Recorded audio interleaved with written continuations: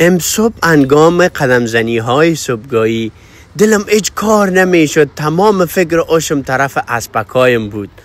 خدا آماده کردم، نفرا را زنگ زدم، گفتم اسبای مستربای آماده کنی. موتر چالان کردم و کش طرف فارمای خود. اینمو تو خواندن شنیده و مستی کرده کش طرف فارمهای اسبا. اینجا جایایی است که هر کس اسبایش نگاه میکنه و من منتظر شدم تا اسب ما ای کارگر آماده کند. اسب ما آماده کردن و سر اسب سوار شدم و شروع کردیم به اسب سواری. رفتیم در دل طبیعت هم بسیار معجزه کرده، بسیار قشنگ شده، واقعا که لذت بخش است. دوستای نازنین، نان آردر کردیم از این رستوران افغانی که واقعا کبابای خوب داره، آماده بود. گرفتیمش و صدلک طرف خانه روان شدیم.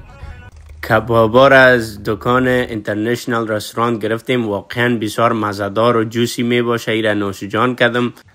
طبیعت خانم بیخی معجزه کرده در این بهار زیبا.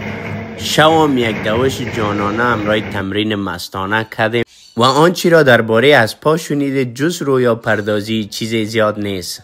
اگر از ویدیو لذت بردین سپورت کنین تا ویدیوهای بیشتر براتان بسازم.